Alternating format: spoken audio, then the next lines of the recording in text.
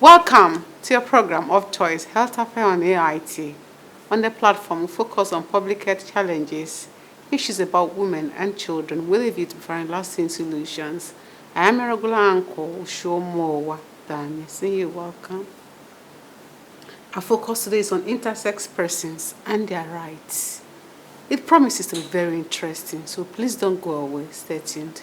We'll be right back after the news segment. The Foundation for Resilient Empowerment and Development, a non-governmental organization on the Spotlight Initiative, has called on the incoming government to focus on women empowerment as a way to end violence against women and girls. Speaking during the graduation of 25 survivors of sexual and gender-based violence in Lagos with the collaboration of UNFP, stakeholders noted that if women prone to abuse are empowered, they will be self-reliant and no longer depend on their abusers. The survivors were trained on different vocations. We went for a program since September. We rounded up December through Spotlight Initiative, led our which is shoemaking. And I really thank God that I was able to make it. It's been a wholesome one. It's been sweet because they supported us with everything.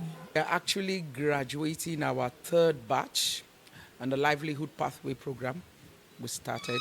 We've done 2 batches, both in the FCT and Lagos. The empowerment is going to make the women to be more reliable, dependent, and they'll begin to get income through the startup pack we're going to give them.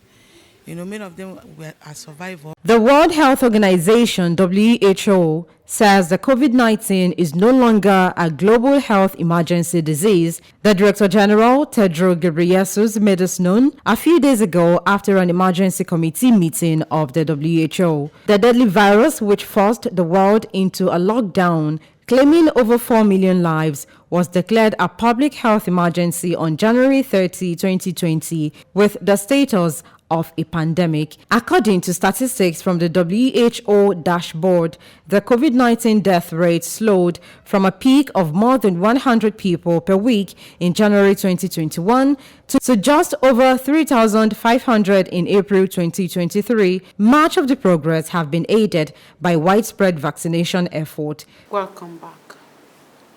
People who are intersex have genitals, chromosomes, or reproductive organs that don't fit into a male-female sex binary. Their genitals may not match their reproductive organs, or they may have traits of both. Being intersex may be evident at birth, childhood, later in adulthood, or never. People who might not understand who an intersex person. Before now, I've heard about hermaphrodite, I've heard about transgender and other people to draw the line to know the difference. So being intersex is a sex characteristic. It's an umbrella term. Transgender, this deals with gender identity. Now, okay, hold it. So when they say, what's the sex characteristics of a man or a sex characteristics of a woman, we are quick to say a man has broad shoulders, has a penis. We start elaborating all those things that are outward. And for the woman, what of an intersex? And that is where the sensitization comes in. Okay. Then they call it hermaphrodites, just for media sensitization.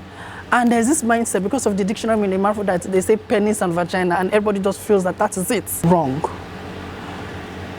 Now, this could vary from the physique, to the chromosome, to the hormones.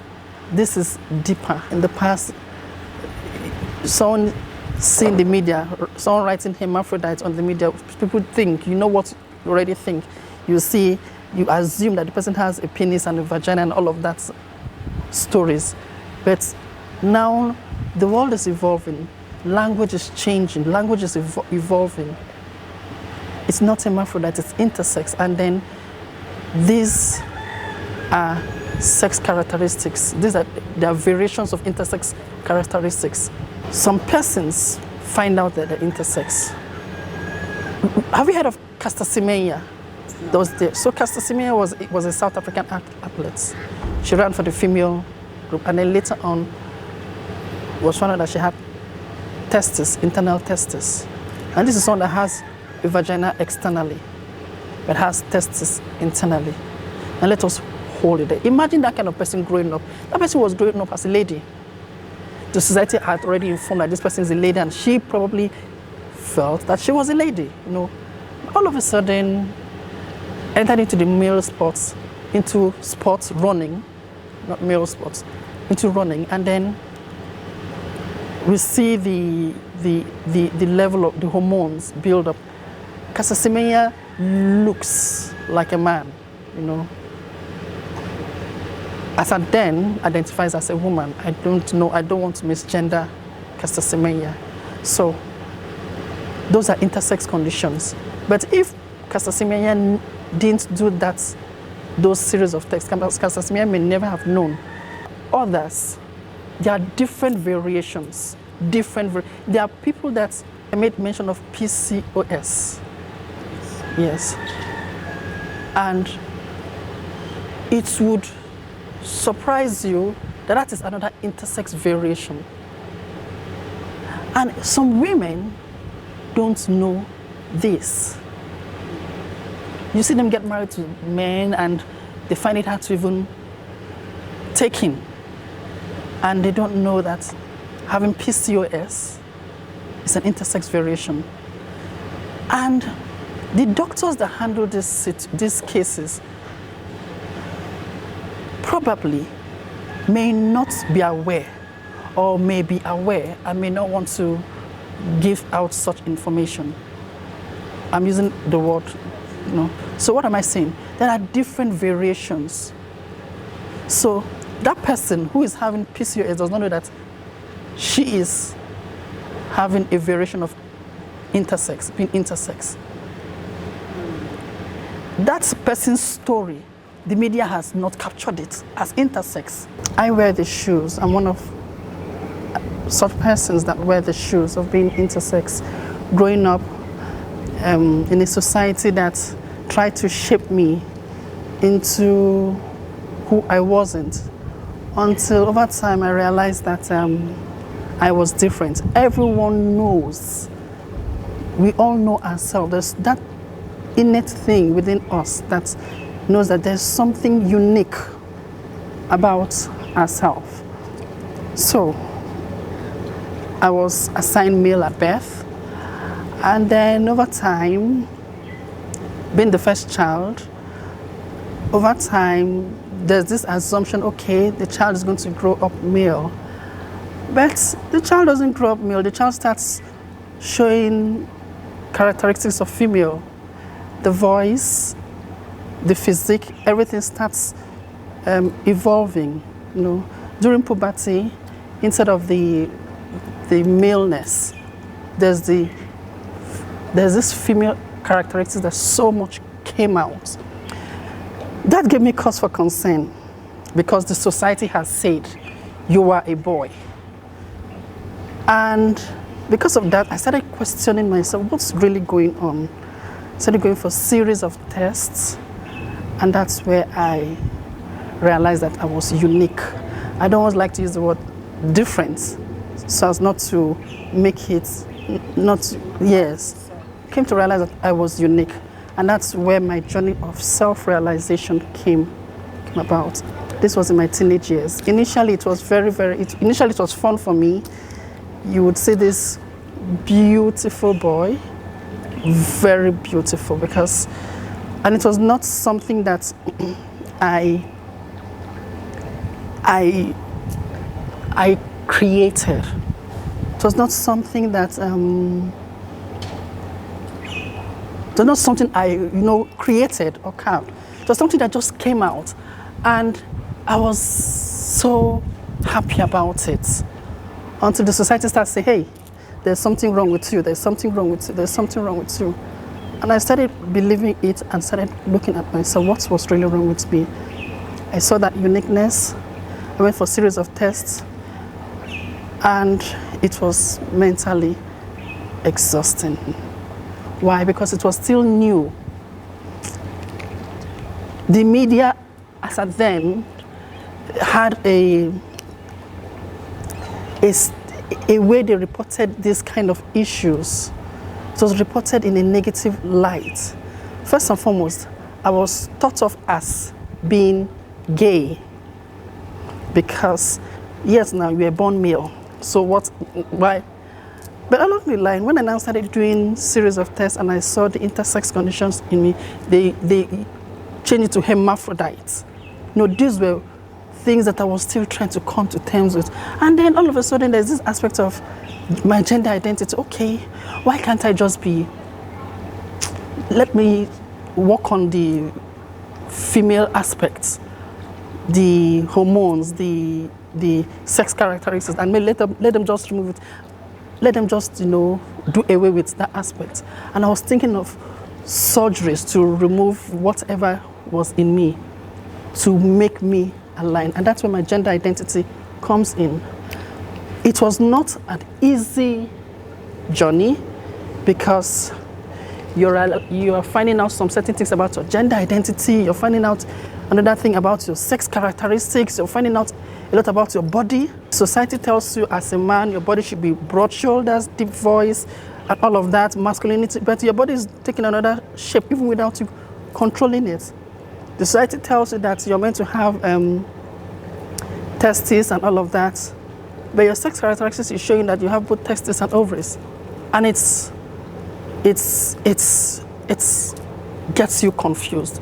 It made me withdraw. Like, okay, I need to just be on my own because I couldn't fit in here and I couldn't fit in there. And then my gender identity was, this is who I am, a lady. Even though the society tells you this, but your body is telling you this, and it was just confusing at that initial stage. Later on, I started doing my own studies and I realized that I wasn't alone. There were others like me. I realized that there are different variations of intersex conditions. As a matter of fact, I came to realize that you may think that you are quote unquote normal, if there's anything like that, and realize that later on you find out that you have intersex conditions. A lot of people have intersex conditions without even them knowing that are intersex. We have 46 plus variations, intersex variations. And so, but how would you know if all that's in the media is that an intersex person must have penis and vagina? That's how they report it. So, but because of that, I had to do that self thing. I had to search what's really going on. And that had helped me over the years to this present stage that I am. The information, the fact that there are others out there who may not know that they have intersex conditions, that are even intersex persons, they may not know. So, but this has helped me.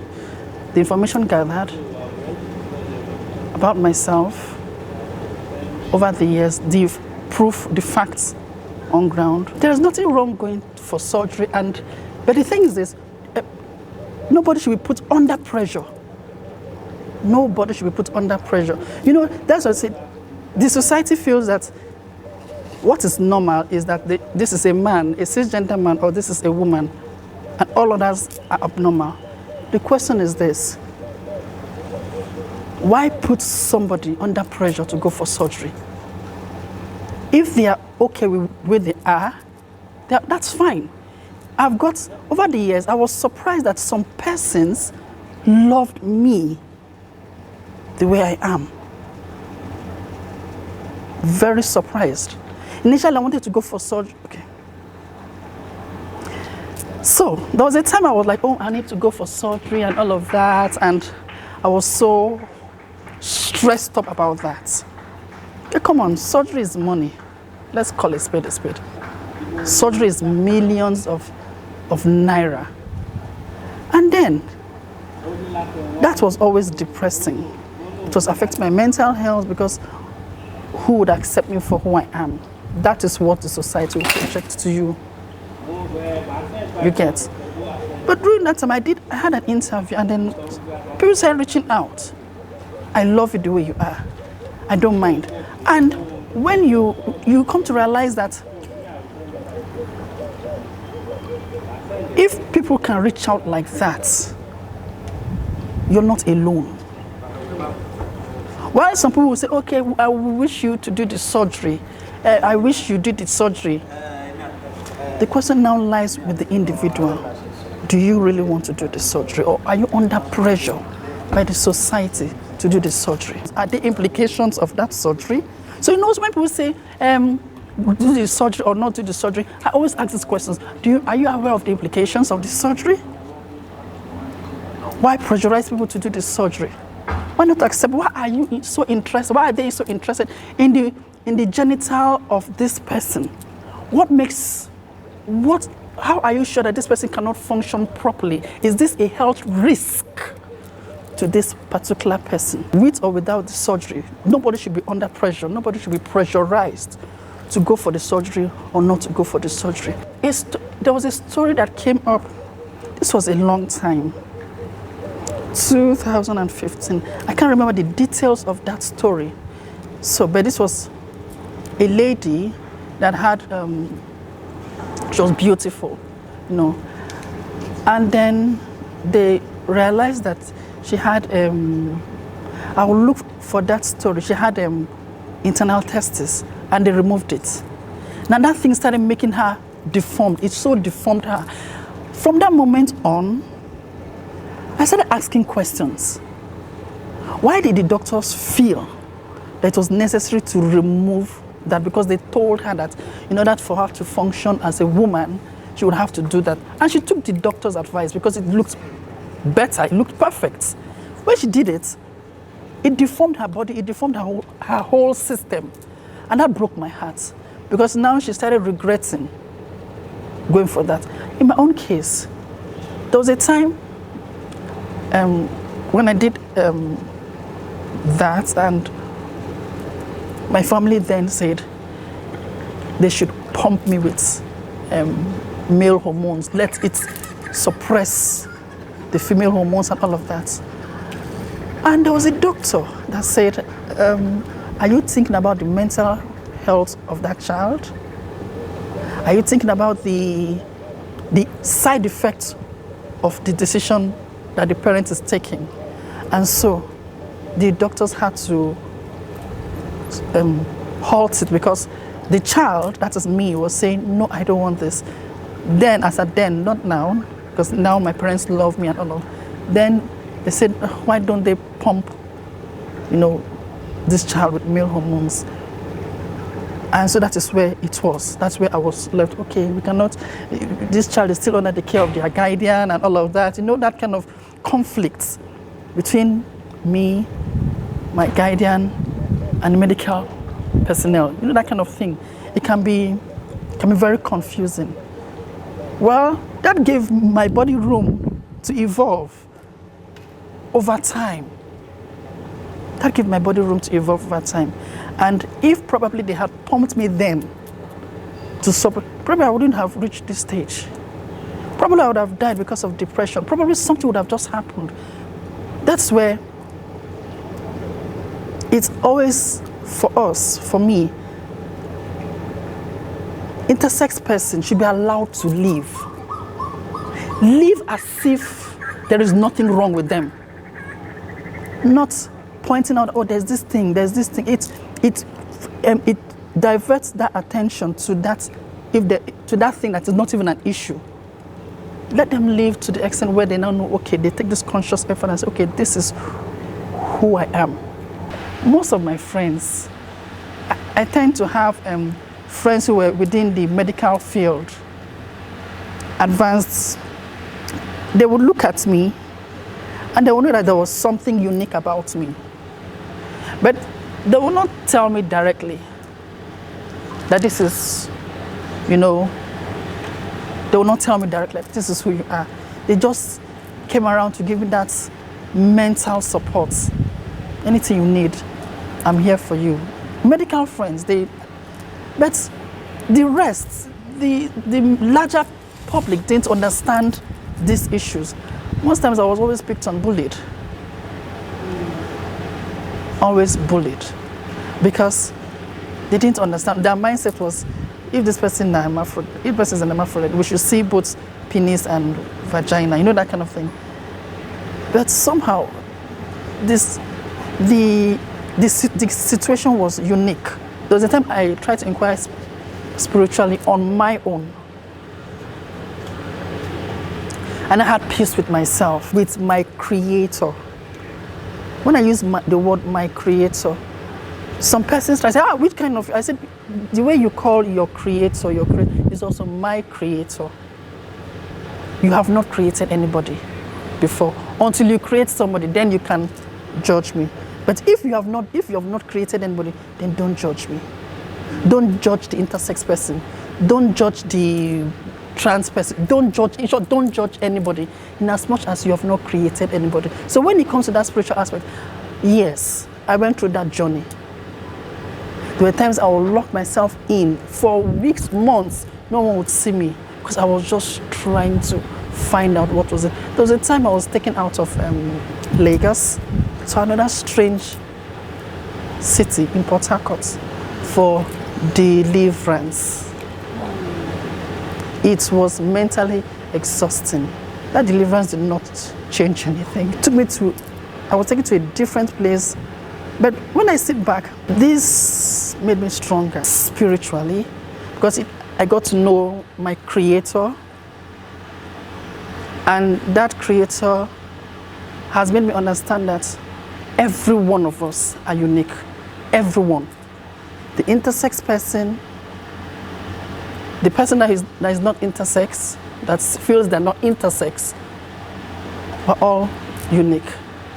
There can be laws should be created that protect their health, that protect their freedom, their choices.